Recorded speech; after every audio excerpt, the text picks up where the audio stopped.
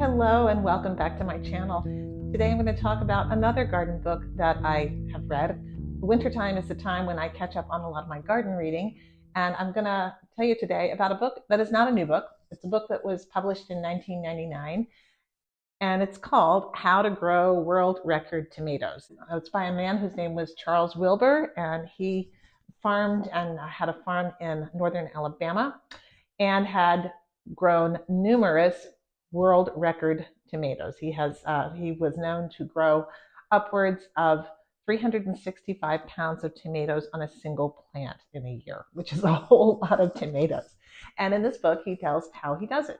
Now, what's interesting is he wasn't concentrating on growing the largest tomato ever. He was concentrating on getting the most yield from a single plant. And that is that he actually only grew 4 tomato plants a year.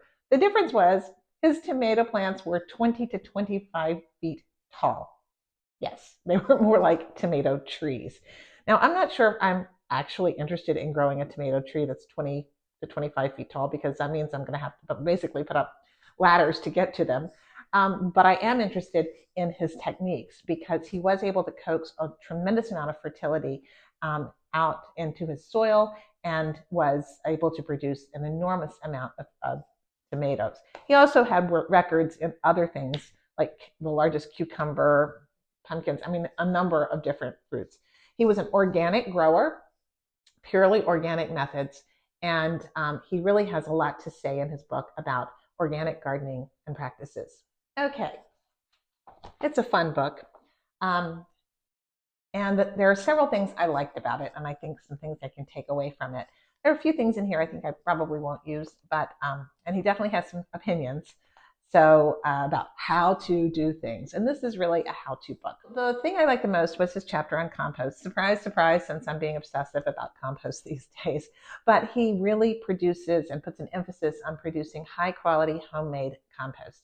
He is an advocate of hot composting. He likes to get his compost up to 160 degrees, which is not always easy for the home gardener. In fact, he says the first time you try, you'll probably fail. Yeah, me too. But try again, as they say. He says that compost is the absolute most necessary ingredient for growing a successful organic garden and for growing championship tomato plants. He is interesting in that he does use animal manure, but he guards against using horse manure and has a lot of things to say about using chicken manure, because he says you really have to treat them right or they can scorch your plants and your compost. They're too hot. He used cow manure. He also believed in having a 1-to-3 green to brown ratio in his compost, although he said he wasn't dogmatic about that, but he did like to have that kind of ratio. What's really interesting is that in his compost, and what he believed was one of the secret ingredients, was something that we really see as a nuisance plant here in the Southeast, and that is kudzu. Now, for y'all that don't know what kudzu is, it was brought over from Japan, I think in the 1920s and 1930s, to check erosion, because it does actually produce good quality soil and it grows very fast. And the areas where kudzu grows, the soil is actually enriched by it. The problem is that it's invasive and it grows everywhere in the South, all over the place. It's kind of beautiful in the way it hangs down on trees, but it is a problem. So it's an abundant resource. And he says that kudzu is actually 26% protein, which is really a wonderful thing. Another thing I liked was his chapter on seed starting and growing from seed and then transplanting. There's another chapter on transplanting the tomatoes. And I think that there's some really good advice in there as well. He talks a lot about the benefits of actually seed saving, and he believes that seed saving, you can really select for the strongest tomatoes rather than commercially produced seed, which he says sometimes is just like what he calls junk seed. So that was an interesting thing. The other thing that's intriguing is how does he construct cages, tomato cages, that can grow a 20 to 25 foot tomato plant. And the way he does this is with concrete mesh. And that is the mesh, the big panels of mesh that support concrete when it's poured. You can get it in Home Depot and places like that. But he constructs big, huge cages around the tomato that are about 5 feet tall, and then he stacks those one on the other. He also has a lot of space between his tomato plants. So while he only grows 4 tomato plants per year, those 4 tomato plants produced upwards of 1,300 pounds of tomatoes. That's a lot of tomatoes. So again, he stacks them one on top of each other and just as the plant grows. And he also has a particular method of pruning his tomatoes to make them more tree-like, as opposed to just having one runner going up. Although I'm not sure that I would actually ever do the stacking technique, his discussion on how to tend to your tomato plants once they're planted, how to transplant them, and then heavily provide mulch and compost, top dressings, and things like that to really maximize the growth. He really says that tomato roots go in a huge, grow out laterally as well as deep. And so that you really need to provide a lot of space for them and top dress that entire space.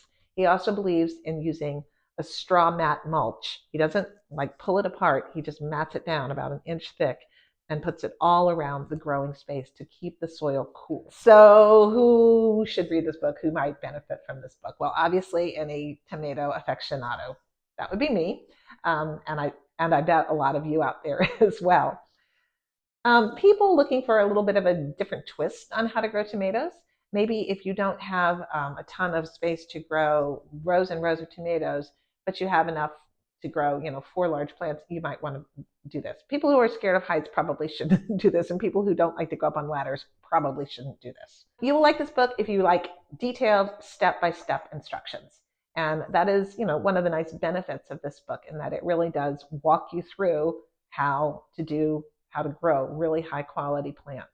Again, the book is How to Grow World Record Tomatoes by Charles Wilbur. It was published back in 1999, but it is still in print. And I think I got mine from Southern Exposure Seed Exchange in their shop, but I've also seen it on Amazon as well. It was published in 1999 by Acre Press, which is out of Colorado. Anyway, I hope you enjoyed this edition of A Good Garden Read. Check back. I think I have 1 or 2 more in me before the planting season really gets underway, and I'm spending most of my days outside instead of inside. Meanwhile, I'm going to go have my cuppa. Take care.